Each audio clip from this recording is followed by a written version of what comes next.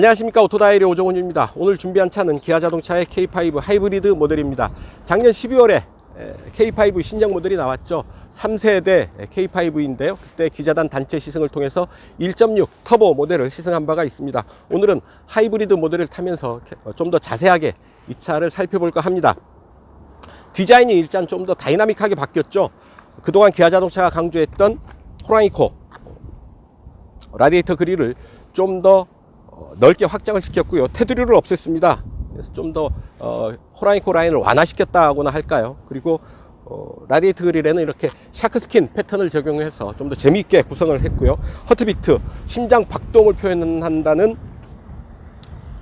헤드램프 라인을 강조를 하면서 좀 더 세련되고 다이나믹한 모습으로 외형을 바꿨습니다. 또한 2.0 스마트 스트림의 배터리와 모터를 적용한 하이브리드 시스템을 적용을 해서 최고 출력 152마력의 힘을 내는데요.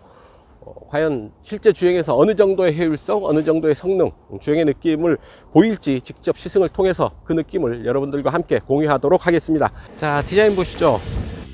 헤드램프가 아주 총명한 눈빛을 발하고 있는데요. 앞모습이 상당히 와이드 앤 로우, 넓고 낮은 프로파일을 형성을 하고 있죠. 보닛 위로 몇 개의 라인을 그어 놓아서 긴장감 있는 그런 분위기를 만들고 있습니다. 라디에이터 그릴의 테두리를 없앴습니다. 넓게 확장되어 있는 느낌을 전해주고 있고요. 기존에 강조됐던 호랑이코 라인은 많이 완화된 그런 느낌을 전해주고 있습니다. 샤크스킨 패턴을 적용하고 있어서 강한 개성을 불어넣고 있고요. 세차를 할 때는 꼼꼼하게 그릴을 닦아줘야 되지 않을까 하는 걱정은 드네요. 범퍼 아래로는 파도를 가르는 요트를 형성했다는 디자인을 적용을 하고 있습니다. 앞 뒤로는 215R17 사이즈의 피렐리 타이어를 적용을 하고 있습니다. 하이브리드 전용 타이어죠. 차체 측면에서 도드라지는 크롬 라인은 아랫부분과 별도로 분리되어서 윗부분만을 강조하고 있죠. 이 라인은 트렁크 라인을 감싸면서 차체 루프 라인을 강조하고 있습니다. 리어 컨비네이션 램프는 허트비트, 그러니까 심장 박동을 연상시키는 라인으로 구성을 하고 있는데요. 좌우의 컨비네이션 램프를 서로 연결시켜서 긴장감 있고 개성이 있는 뒷모습을 완성하고 있습니다. 범퍼 하단부에는 리어 디퓨저를 구성을 하고 있고요. 좌우로 크롬 라인으로 배기구를 강조를 하고 있죠. 배기구는 형상뿐입니다. 실제 배기구는 범퍼 우측 하단부의 안쪽에서 마무리되어 있습니다. 자, 트렁크 보시면 넓은 트렁크 공간을 확보하고 있는데요. 트렁크 아래쪽에 컴프레셔를 포함하는 응급구조 키트가 들어와 있습니다. 스페어 타이어는 없고요. 자, 엔진룸 152마력짜리 스마트 스트림 2.0 가솔린 엔진이 들어와 있죠. 직분사와 포트 분사를 함께 사용한다는 스마트 스트림 엔진입니다. 최고 출력 152마력이고요. 그 옆에 하이브리드 시스템이 들어와 있죠. 운전석 시트는 제가 앉았던 그대로 둔 채로 뒤로 앉았습니다. 뒷좌석 공간을 제대로 확인해 보기 위해서인데요. 무릎 앞으로 주먹 2개 들어가고도 남죠. 여유 있는 뒷좌석 공간 확보하고 있다는 것 알 수 있을 테고요. 중형 세단에서 뒷좌석 공간 상당히 중요한 포인트가 됩니다. 가족이 함께 타는 패밀리 세단으로서 사용되는 경우가 많기 때문인데요. 뒷좌석에 주로 자녀들이 앉게 되겠죠. 편안하게 뒷좌석에 기대 앉으면 주먹 하나는 힘들고 손바닥 하나 여유 있게 들어가는 정도의 공간을 확보하고 있습니다. 머리 위의 압박감 그렇게 크지는 않고요. 선루프가 없죠. 솔라루프를 적용하고 있기 때문인데요. 선루프가 주는 탁 트인 개방감은 느끼기 힘들겠습니다. 자, 차창은 이렇게 원버튼으로 완전히 내려가고요. 이 정도 남겨놓고 닫히네요. 걸리고 내려오고. 햇볕 가리개가 있죠. 수동식으로 이렇게 적용을 할 수가 있겠습니다. 이 선바이저 프라이버시를 확보한다는 차원에서도 조금 유용한 아이템이 아닌가 싶습니다. 두 단계로 조절할 수 있는 열선 시트가 적용되어 있네요. 센터 콘솔 뒤로 뒷좌석을 위한 송풍구 들어와 있습니다. 그 아래 12V 전원 소켓이 들어와 있고 그 옆에 USB 충전 단자가 들어와 있습니다. 센터 터널이 제 손바닥이 채 안 되는 정도의 높이로 센터 터널이 들어와 있습니다. 뒷좌석 가운데 뭐 굳이 앉아볼 필요가 있겠습니까만은 역시 약간 솟아있는 시트 그리고 머리에 천정에 닿을락 말락하는 머리 공간 아무래도 좀 불편한 자리가 되겠죠. 어차피 뒷좌석 가운데 자리 그렇게 많이 사용하는 자리는 아니니까요. 자, 암레스트 내리면 이렇게 두 개의 컵홀더 있고요. 뭐 이렇다 할 다른 장치들은 들어와 있지 않습니다. 그리고 스키스루를 이용을 할 수가 있죠. 구멍을 내놔서 트렁크 공간과 연결되어 있는 이런 통로를 확보할 수가 있겠습니다. 겨울철에 스키스루로 이런 부분 이용할 수 있지 않을까 싶습니다. 자, 또 하나는 이 조수석 측면에 이런 조수석 시트를 조절할 수 있는 전동 버튼을 적용을 하고 있습니다. 앞뒤로 이렇게 움직일 수가 있고요. 시트를 완전히 이렇게 누일 수도 있죠. 조수석 시트를 굳이 조수석에 앉지 않은 사람도 누구나 쉽게 이렇게 조절을 할 수가 있다라는 얘기인데요. 조수석 시트를 이 정도까지 앞으로 완전히 밀어버릴 수가 있는데요. 이렇게 될 경우에 이른바 쇼퍼 드리븐 카로 사용을 할 수도 있겠다 싶은 거죠. 패밀리 세단, 중형 패밀리 세단이지만 필요할 때는 뭐 뒷좌석에 VIP 어르신들 모시고 움직일 때 이 뒷공간을 최대한 확보를 해서 마치 최고급 세단에서나 누릴 수 있는 쇼퍼 드리븐 카로서의 분위기를 만들 수도 있다라는 얘기죠. 자, 뒷좌석 코멘트 이 정도에서 정리하고요. 이제 앞으로 넘어갑니다. 네, 운전석입니다. 브라운 컬러의 가죽을 적용을 해서 인테리어가 상당히 좀 환한 느낌을 주고요. 나무 무늬를 적용을 했죠. 원목은 아니고요. 실내를 좀 더 고급스럽게 보이게 하고 있죠. 12.3인치 계기판, 10.25인치 모니터로 앞에 이제 정보 표시창을 구성을 하고 있고요. 세트펜샤 하단부에 공조장치, 그리고 원형 변속 레버를 적용을 하고 있죠. 시프트 바이 와이어 방식의 전자식 변속기입니다. 이 덮개가 열리는 느낌이 아주 좋은데요. 작동감이 상당히 부드럽고 고급스럽습니다. 자, 이렇게 하면 12V 전원 소켓, USB 포트 두 개가 들어있는데, 하나는 충전용, 하나는 혹은 안드로이드 오토 등을 연결할 때 사용하게 된 USB 포트가 되겠습니다. 자, 시동 한번 걸어볼까요? 카드를 넣어주세요. 자, 시동이 걸렸습니다. 엔진 소리가 들리지 않죠. 처음 스타트할 때는 전기 모터를 통해서 부드럽고 조용하게 출발을 하게 되는 거죠. 카카오 아이와 연동하는 서버형 음성인식 시스템 적용을 하고 있는데요. 네, 말씀하세요. 따뜻하게, 26도로 설정합니다. 네, 말씀하세요. 시원하게, 18도로 설정합니다. 네, 말씀하세요. 조수석 창문 닫아줘. 조수석 창문을 닫습니다. 네, 말씀하세요. 핸들 따뜻하게, 핸들 열선을 켭니다. 운전석 시트 따뜻하게, 운전석 열선 시트를 켭니다. 야구 경기 일정 알려줘. 총 5개의 KBO 리그 경기를 알려줄게요. 3월 14일 오후 1시 고척 스카이돔에서 예정된 KT 대키움 경기는 취소됐어요. 3월 14일 네, 말씀하세요. 오늘 날씨, 현재 행주회동은 구름이 많아요. 이후에도 구름이 많겠어요. 기온은 8도에서 12도로 포근할 것 같아요. 미세먼지 농도는 보통이에요. 자, 이렇게 자연스럽게 대화하듯이 얘기를 하면 이렇게 다양한 기능들을 작동을 시켜주죠. 자, 지금 에코 모드에서 보이는 계기판인데요. 주행 모드를 바꾸게 되면 계기판도 이렇게 바뀌죠. 스포츠, 커스텀, 스마트.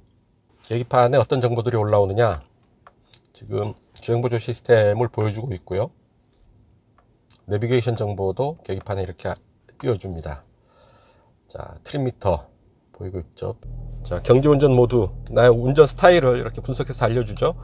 운전자 주의 수준 체크하고요. 타이어 공기압은 주행 중에 보입니다. 냉각수 온도, 드라이브 모드 이렇게 알려주는 거고요. 이렇게 에너지 흐름도도 보여주죠. 이제 위에 보이는 부분이 이제 솔라 루프고요. 솔라 패널을 지붕에 장착을 하고 있죠. 그 부분이 이제 전기로 배터리로 충전하는 부분 이렇게 볼 수가 있습니다.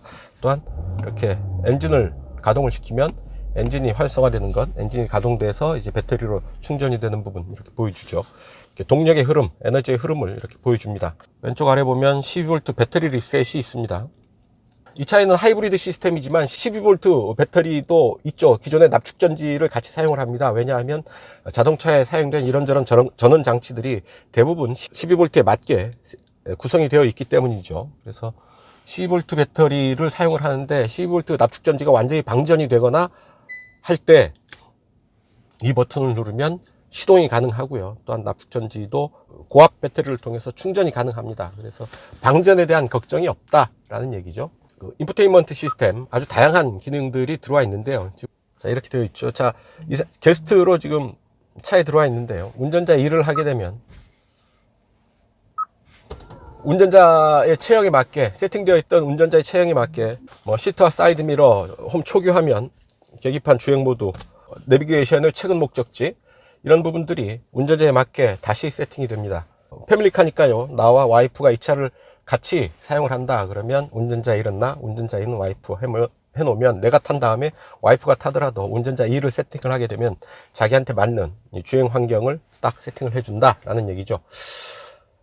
다 알고 있는 얘기입니다만 혹시나 해서 알려드립니다. 지도, 경로, 유보 시스템, 내차 위치 공유. 내차 위치 공유가, 위치 공유를 하게 되면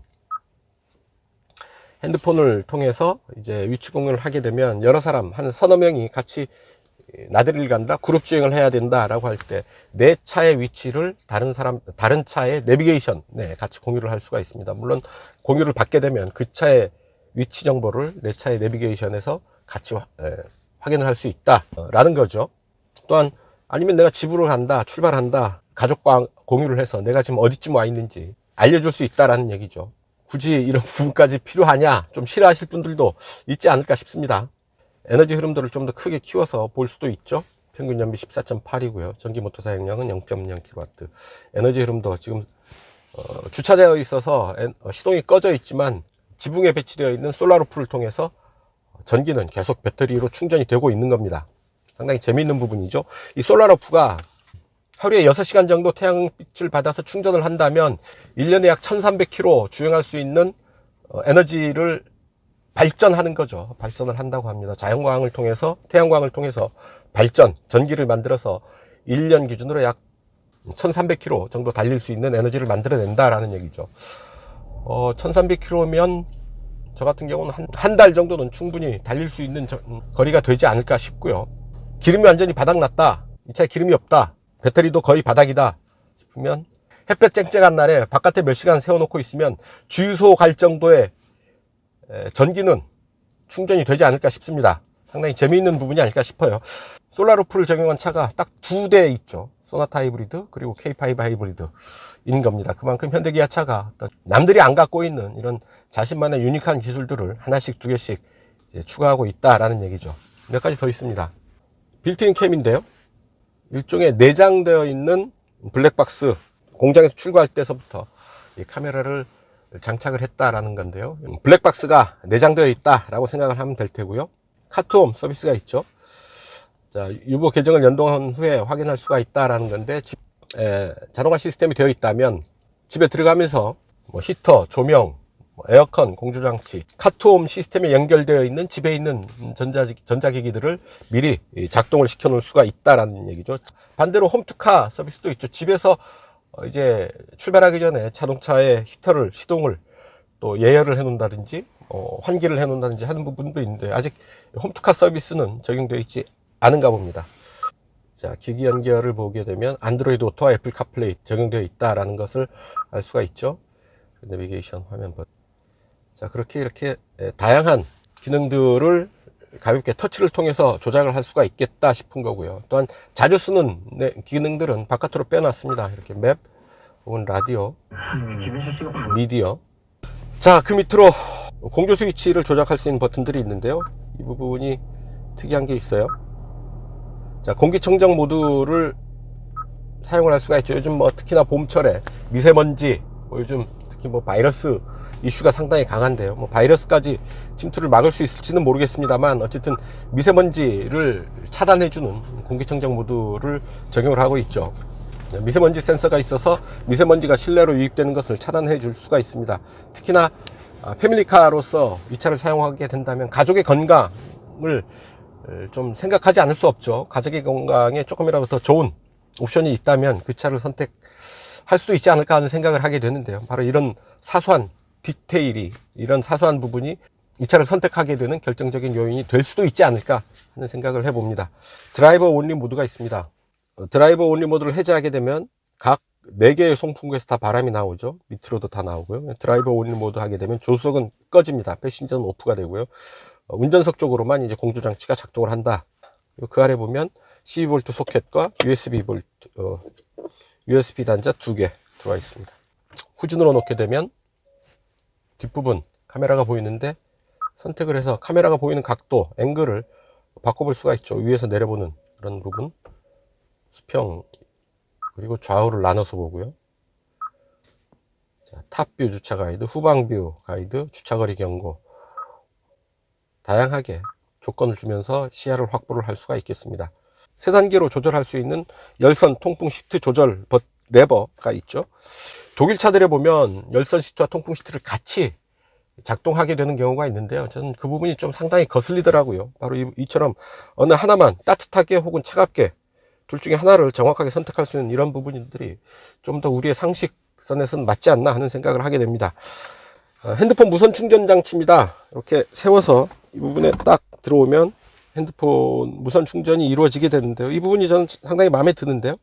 이렇게 가로로 놓여질 수 있는 부분들도 좋지만, 이렇게 세로로 딱 하게 되면 딱 핸드폰이 제자리가 있는 거죠. 어디 핸드폰, 차키, 수첩 이런 부분들, 지갑 늘 어디에 둬야 될지 몰라서 좀 대충 던져 놓는 경우들이 있는데, 이렇게 정확한 위치가 있다면 단정하게 실내를 정리를 할 수 있을 뿐만 아니라 분실의 위험도, 그 어디 뒀지 뭐 찾는 그런 경우도 없지 않을까 하는 생각을 해봅니다. 스티어링을 한번 보시죠. 하나, 둘, 2.7회전 정도 합니다. 중형 세단의 3회전이 무난한 정도지만 3회전이 채 안되는 주행비를 가지고 있죠.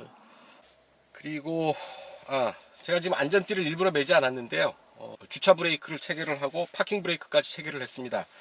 자, 뒤에 놓고요, 출발을 하는데, 주차 브레이크 자동 해제 조건이 아닙니다. 도어 후드 트렁크를 닫고 다시 시도하십시오 라는 얘기죠. 그러니까 도어 트렁크가 제대로 닫히지 않았거나 안전띠를 매지 않으면 주차 브레이크가 자동 해제되지 않는다 라는 얘기입니다. 안전띠를 이렇게 매고요, 출발을 하게 되면 자연스럽게 주차 브레이크가 해제가 됩니다. 안전에 좀 더 세심한 배려를 한 부분이 돋보입니다. 네, 자유로 본선에 진입했고요. 차의 움직임이, 첫 느낌이 상당히 가벼운 편이네요. 차량에 무게가 안 있는 그런 움직임이 아니라 경쾌하게 가볍게 움직이는 그런 느낌입니다. 스포츠 모드를 택했는데요. 스포츠 모드에서도 엔진 RPM은 보여주지 않고 있습니다. 스포츠 모드라면 RPM을 좀 보여주는 게 낫지 않나요? 제 개인적인 생각입니다. 자, 시속 90에 세팅을 하고요. 노면에서 올라오는 자잘한 소리 들리시죠? 어차피 소리가 나라고 노면에 이렇게 요철을 두고 있으니까요. 이런 구간에서 소리가 나는 것 크게 탓할 일은 아니지 싶고요. 잘 포장된 도로입니다.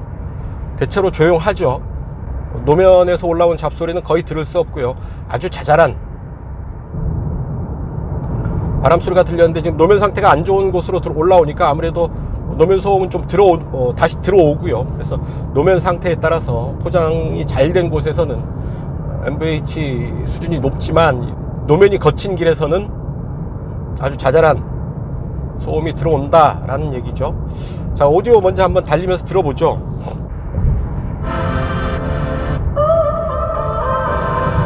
So now you're here again, knocking at my door.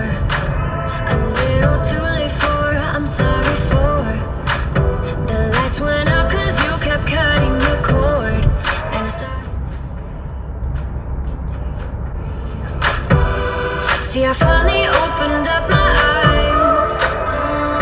And I saw me coming back to life. That I'd be better without you inside. It's time to be someone I wanna wreck it. 자, 이 정도 소리 들을 수 있을 테고요. 볼륨을 살짝 키우면 다른 잡소리들이 오히려 안 들리네요. 차체 안으로 들어오는 이런저런 잡소리들, 노면 잡소리, 바람 소리 좀 거슬린다 싶을 때는 오디오 볼륨 좀 올려서 음악을 들으면 그런 소리들은 거의 신경 쓰지 않아도 되지 않을까 싶습니다. 음질이 제법 좋고요. 볼륨을 최대로 키워도 소리는 찌그러지지 않고 제 소리를 제대로 들려주고 있습니다. 이 차 HDA 시스템, 고속도로 주행보조 시스템을 적용을 하고 있습니다. 이 차 지금 여기 자유로인데요, 고속도로가 아니죠. 자동차 전용 도로에까지 이런 고속도로 주행보조 시스템을 적용을 해서 내비게이션 기반의 정보를 응용을 해서 코너에서 속도를 좀 더 줄여든다든지, 지나가는 길에 터널이 있으면 열린 창문을 닫아준다든지, 이런 기능들을 수행을 하게 됩니다. 좀 더 똑똑하게 주행 보조를 한다라는 얘기고요. 운전자가 미처 챙기지 못한 부분들을 시시콜콜하게 챙겨서 좀 더 안전하고 편한 주행을 도와준다라는 얘기고요. 디테일에 강한 면모를 보여주고 있습니다. 자, 그리고 후측방 모니터가 계기판을 통해서 보여주죠. 자, 왼쪽으로 방향지 시승을 켜면 왼쪽 후방 모습을 이렇게 카메라를 통해서 계기판에 보여줍니다. 우측으로 깜빡이를 켜면 다시 오른쪽을 보여주고요. 그래서 사각지대 없이 후측방의 교통 상황을 확인할 수가 있다라는 얘기죠. 이 카메라 뷰 버튼을 누르면 후방 시야를 이렇게 넓게 볼 수가 있습니다. 룸미러를 통해서 보는 후방 시야와 카메라를 통해서 보는 후방 시야가 좀 앵글이 다르죠. 카메라가 훨씬 더 광각으로 비춰져서 룸미러를 통해서 보면 뒤에 차들이 제법 꽉 차게 오는데 카메라를 통해서 보니까 오히려 거리가 있어서 그렇죠. 뒷부분에 차가 거의 없는 것처럼 보입니다. 약간의 착시 효과는 있겠다. 카메라를 통한 후방 시야를 완벽하게 믿기보다는 같이 보면서 보완하는 정도로 봐야 되지 않을까 싶습니다. 자, 스티어링 휠에서 손을 뗍니다. 왼쪽으로 좀 크게 좀 타이트하게 돌아나가는 길인데요. 차로의 중앙을 잘 유지하고 움직이고 있다라는 것을 알 수가 있겠죠. 이쪽으로 또 왼쪽 커브, 다시 잠시 후에 오른쪽 커브. 차선을 밟지 않고 중앙을 유지하면서 부드럽게 돌아나가고 있죠. 상당히 운전을 잘하는 편입니다. 부드럽게 무리 없이 정해진 속도로 잘 움직이고 있는 게 숙련된 드라이버가 운전하는 것과 크게 다를 바가 없습니다. 그만큼 높은 수준에서 주행보조 시스템들이 작동하고 있다는 것 알 수 있을 테고요. 하지만 명심해야 될 것, 운전의 최종 책임은 드라이버에게 있다. 운전자가 운전의 최종 책임을 져야 한다라는 얘기입니다. 아직은 차에 완전히 운전을 맡겨서는 안 된다라는 얘기고요. 그래서 스티어링 휠에 가볍게 손을 얹고 운전을 직접 하되 이렇게 크게 힘을 쓰지 않아도 조향 그리고 차간거리 조절 이런 부분 차가 스스로 알아서 하니까 편안한 마음으로 운전을 하면 되지 않을까 싶습니다. 분명한 것, 운전의 최종 책임 아직은 운전자에게 있다 라는 사실은 명심하셨으면 좋겠습니다. 자, 이 차 엔진과 모터로 파워트레인을 구성을 하고 있는데요. 엔진 최고 출력 152마력, 모터 최고 출력은 38.6kW입니다. 38.6kW라고 한다면 약 51마력 정도 되는데요. 152마력에 플러스 52마력해서 200마력에 넘는 힘을 보이는 거 아니냐? 그건 아니고요. 제원표상에 이 차의 최고 출력은 152마력으로 표시되어 있습니다. 엔진 최고 출력까지만 인정을 한다라는 얘기인데 모터가 힘을 보태는 부분이 그렇게 아주 많지는 않다라는 걸 알 수 있겠죠. 그래도 엔진 최고 출력보다는 좀 더 높아야 되지 않을까 하는 의미는 남는데요. 자, 152마력의 힘은 6단 자동 변속기가 조율을 하죠. 패들 시프트가 있는데요. 스티어링 휠에 패들 시프트가 있어서 수동 변속을 시도할 수가 있습니다. 왼쪽이 시프트 다운인데요. 4단. 가속 페달은 아무 저항 없이 끝까지 밟힙니다. 킥다운 버튼이 없다라는 얘기고요. 속도를 좀 올리니까 엔진 소리가 좀 제법 살아나죠.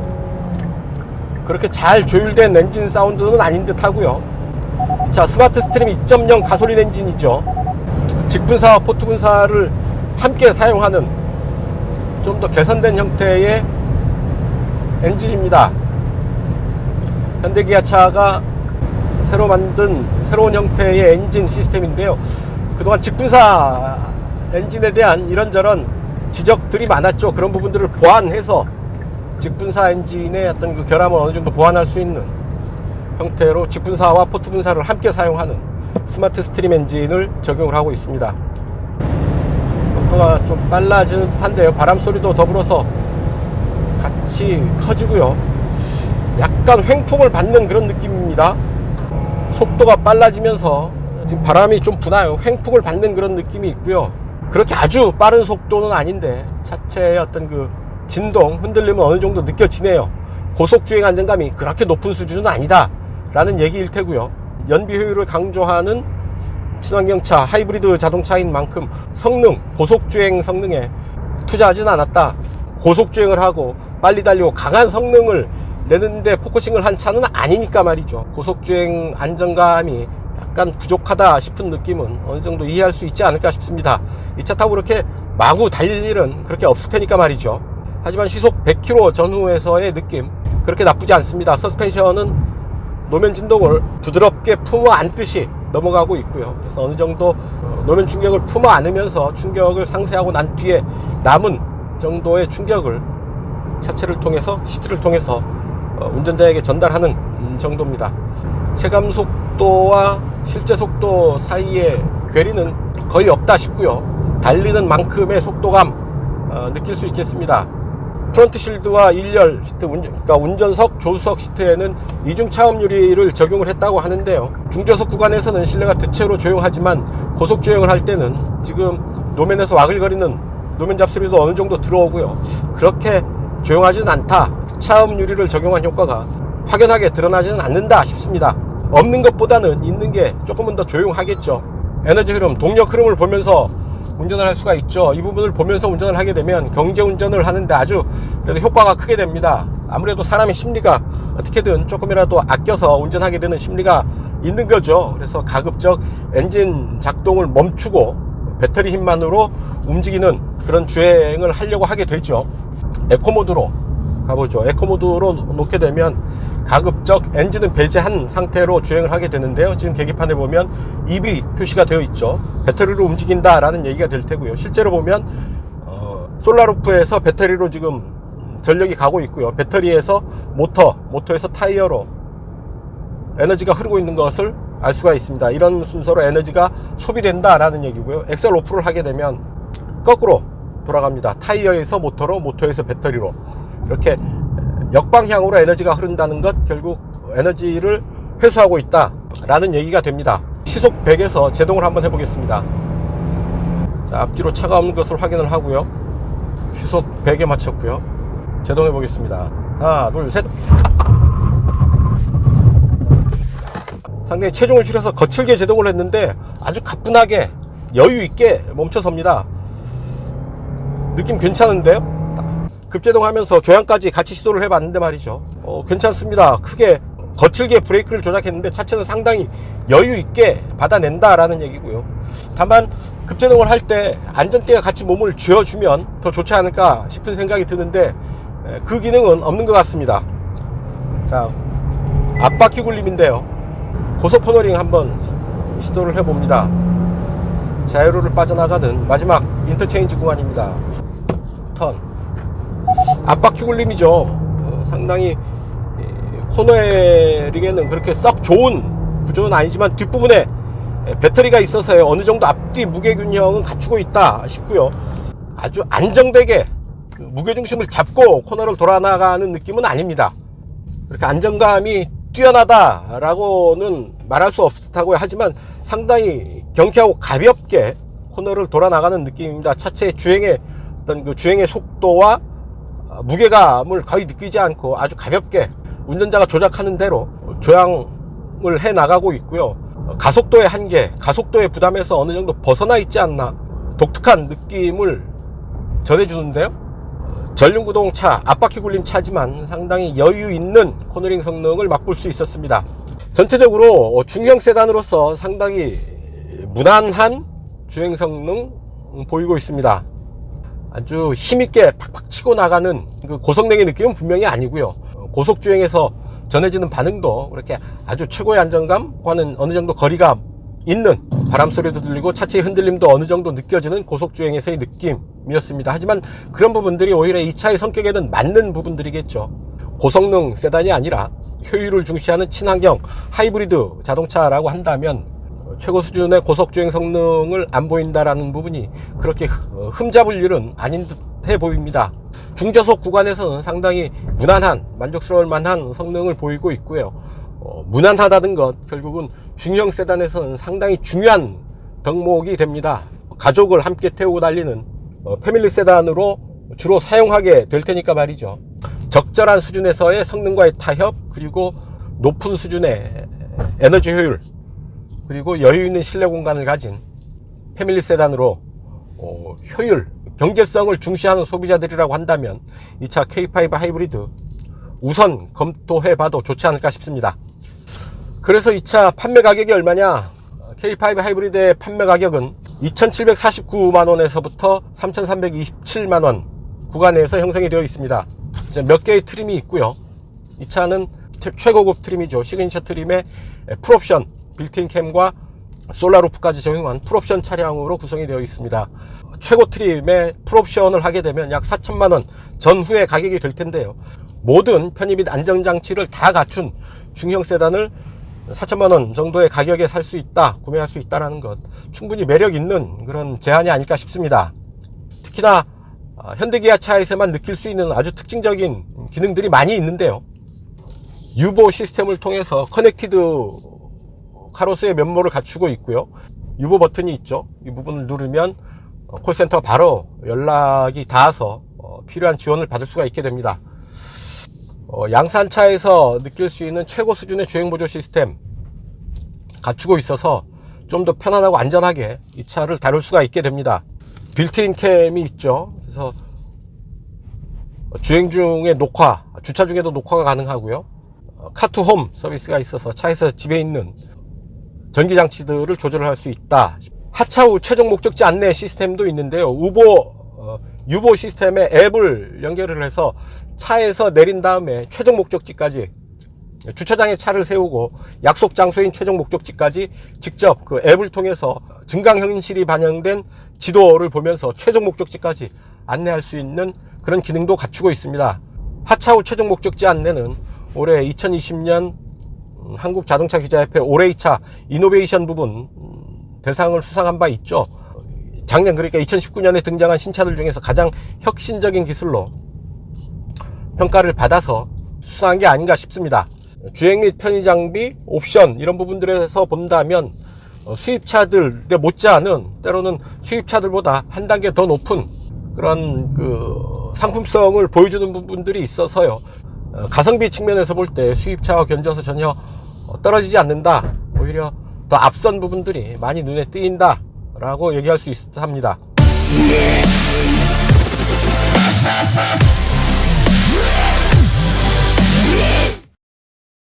네, 단도직입입니다. 기아자동차 K5 하이브리드 단점은 어떤 부분들이 있을까요? 일단 트렁크를 보겠습니다. 열면, 트렁크를 열어보면 트렁크 내부 상단에 철판들이 그냥 드러나 있습니다. 물론 이 정도 차급에서 맨철판이 드러나 있다는 것, 그렇게 흠잡을 부분은 아니지만 천장을 보면 뾰족한 나사들이 몇 군데 드러나 있고요. 그래서 좀 그 짐을 싣거나 내릴 때 물건이 걸리거나 머리가 좀 다치지 않을까, 그런 우려를 하게 되는데요. 이 철판, 맨철판이 드러나 있는 것까지는 양해를 하더라도 뾰족하게 드러나 있는 나사들은 좀 정리를 하는 게 어떨까 싶은 생각이 들고요. 또 하나, 이 부분입니다. 이렇게 뾰족하게 드러나 있는 부분이 있는데요. 이런 부분, 이렇게 트렁크를 닫을 때 누군가가 옆에 있다 이런 부분이 걸리게 된다고 한다면 상당히 큰 상처를 입지 않을까 싶을 정도로 뾰족한 모서리가 드러나 있는데요. 결코 바람직한 부분은 아니죠. 이런 부분들이 없도록 차체를 설계하고 디자인해야 되는 게 아닌가 싶은 생각이 듭니다. 또 있죠. 음성명령 시스템인데요. 카카오 아이와 연동하는 서버형 음성인식 시스템, 상당히 높은 수준에서 구현되는 게 사실입니다. 하지만 몇 가지 아쉬운 부분이 있죠. 하이 기아, 오케이 기아 내지는 뭐 헬로 기아 정도로 음성명령 시스템도 음성으로 활성화시킬 수 있으면 더 좋지 않을까 하는 생각을 하게 되는 게, MBUX, 메르세데스 벤츠 같은 경우는 하이 벤츠, 헬로 벤츠라고 하면 음성인식 시스템이 반응을 하죠. 그런 부분에 비해서 좀 아쉬운 부분이 있지 않을까 싶습니다. 뭐 기아자동차의 시스템을 메르세데스 벤츠와 비교할 수 있느냐, 비교하는 것 자체가 기아자동차에는 충분히 의미 있는 일이 될 텐데요. 어쨌든 최고 수준의 음성인식 시스템과 견줄 정도로 기아자동차의 기술력이 많이 올라섰다라고 반대로 생각할 수도 있기는 하겠습니다. 그리고 또 하나, 실내 온도 22도로 맞춰줘 정도의 명령이라고 한다면 충분히 반응할 수 있어야 되는데요. 몇 가지 동작에서는 엉뚱한 대답을 내놓기도 합니다. 이런 거죠. 네, 말씀하세요. 실내 온도 22도. 목적지를 말씀하세요. 네, 이런 거죠. 실내 온도를 알려달라고 얘기했는데 목적지를 입력해라 라는 다소 엉뚱한 반응을 내놓기도 합니다. 실내 온도 조절 같은 경우는 차창을 내리거나 뭐 히터를 켜고 에어컨을 켜고 이런 부분들이 음성 명령으로 다 되는데, 실내 온도도 음성 명령으로 충분히 조절할 수 있어야 되지 않을까 싶은 생각을 하는 거죠. 네, 말씀하세요. 현대자동차 주식 시세 알려줘. 3월 12일 기준 현대차 종가는 95,000원이에요. 전일 대비 5,000원 떨어졌어요. 자, 이런 네, 식으로 주식 소식까지 알려주는 상당히 높은 수준의 음성인식 시스템을 갖추고 있지만, 그리고 의외로 가장 기본적인 부분, 이를테면 실내 온도를 알려주는 그런 정도의 가장 기본적인 부분에서 의외로 엉뚱한 대답을 내놓는다 라는 거죠. 아주 높은 기술을 구현을 하고 있지만 뜻밖의 기본적인 부분에서 허점이 보이고 있는 겁니다. 이 부분 좀 더 보완이 필요해 보입니다.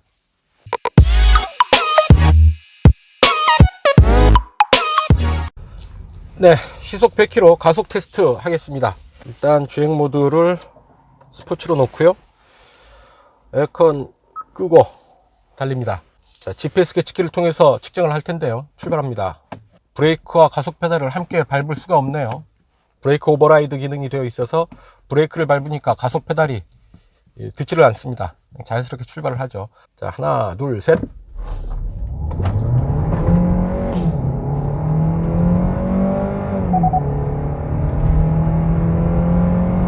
자, 그렇게 빠른 속도는 아니고요. 꾸준히 힘을 몰아서 속도를 올려가는 그런 느낌입니다. 자, 하나, 둘, 셋. 살짝 휠슬립이 일어나는데요. 그래도 엔진 사운드가 제법 크게 들리네요. 자, 그렇게 강한 힘은 아닌데요. 출발해서 꾸준히 힘을 몰아쓰는 그런 느낌이고요. 자, 6단 변속기가 힘을 조율을 하는데요. 변속의 느낌도 그렇게 거칠지는 않습니다. 대체로 변속의 느낌이 부드럽다 싶고요. K5 하이브리드 제로백 타임 측정해 봤는데요. GPS 계측기를 통해서 측정해 본 시속 100km, 가속 시간, 가속 거리 얼마나 나왔는지 이제 데이터 분석해 볼 차례입니다. 데이터 함께 보시죠.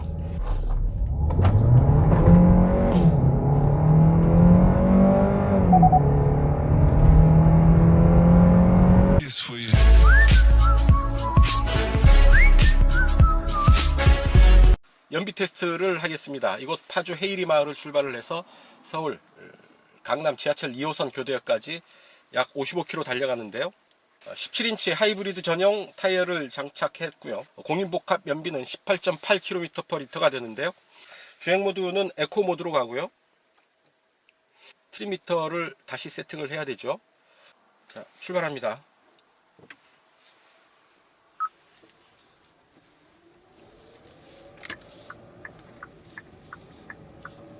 기존의 하이브리드 시스템에 대해서 솔라루프가 추가되어 있죠.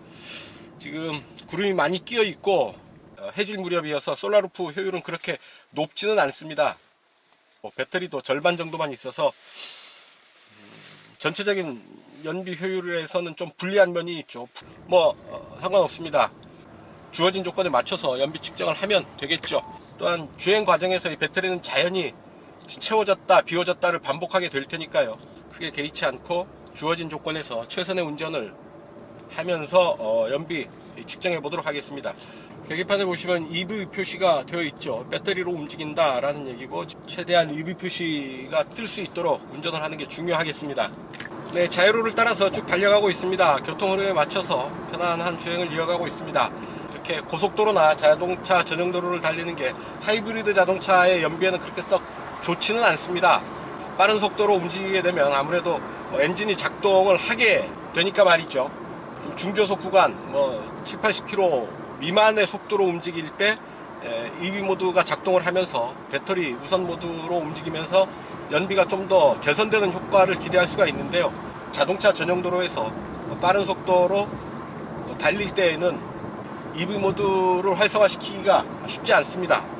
그래서 지금 시속 80km 정도의 속도인데 EV 모드가 작동을 하네요. 배터리 우선 모드가 작동을 합니다.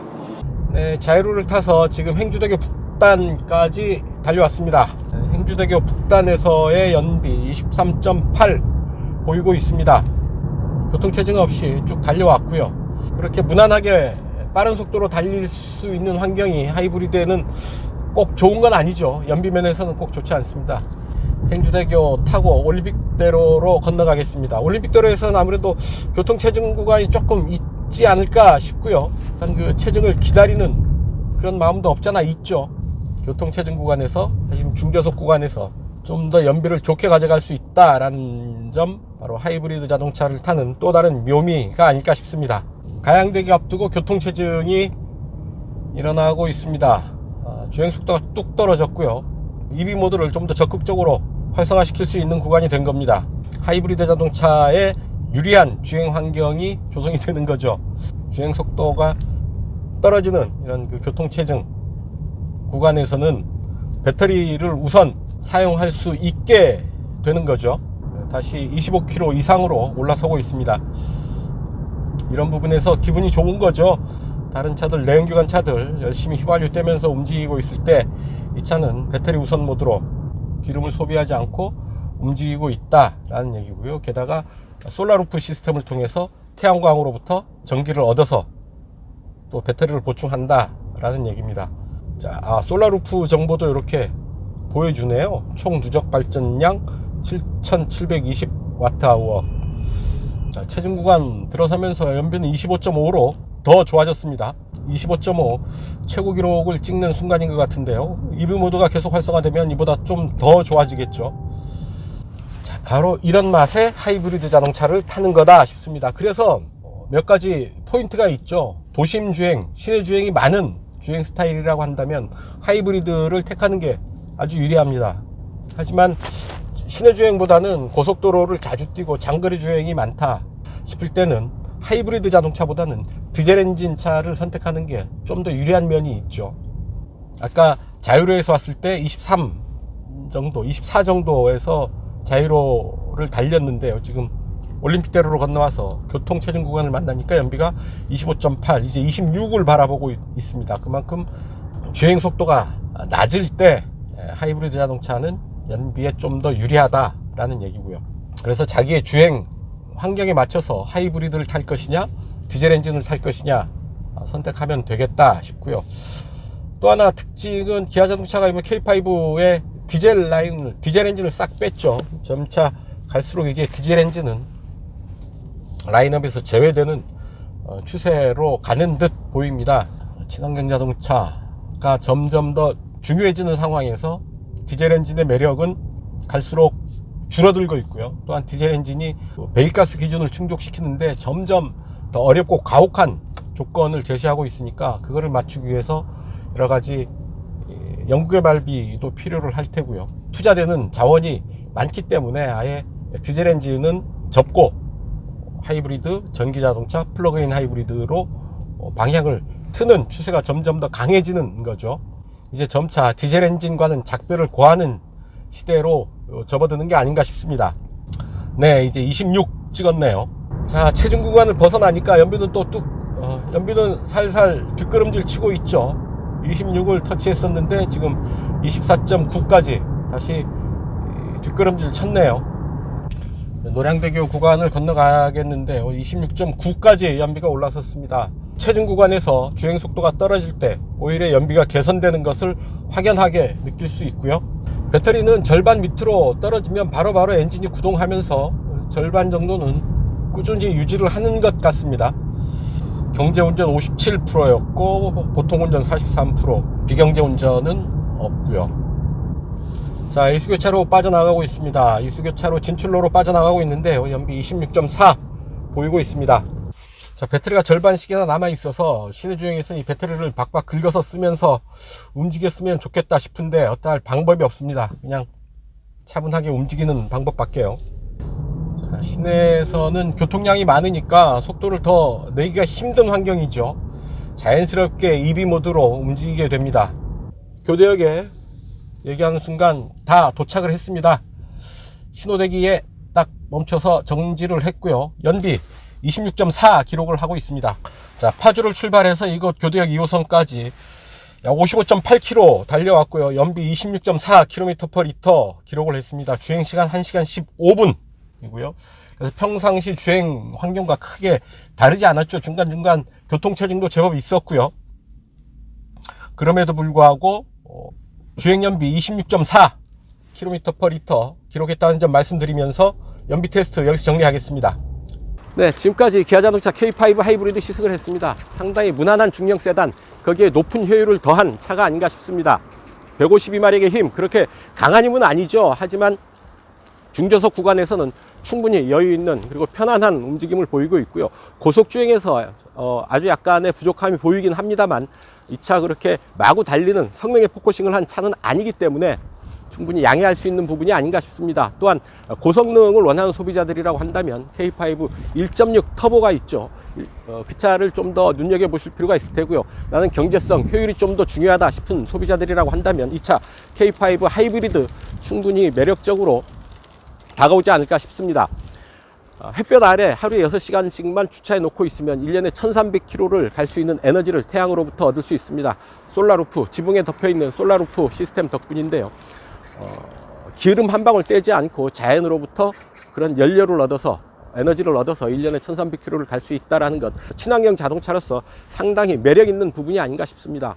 또한 수준 높은 주행보조 시스템, 상당히 완성도 높게 이 차에 세팅되어 있고요. 여러 가지 주행 및 편의 장비들, 수입차와 견줘도 결코 밀리지 않는, 또 어떤 면에서는 좀 더 우월한 그런 편의 및 안전 장비들도 만나볼 수 있지 않을까 싶습니다. 네, 오늘 시승은 여기까지입니다. 지금까지 저는 오토다이어리 오종훈이었습니다. 감사합니다.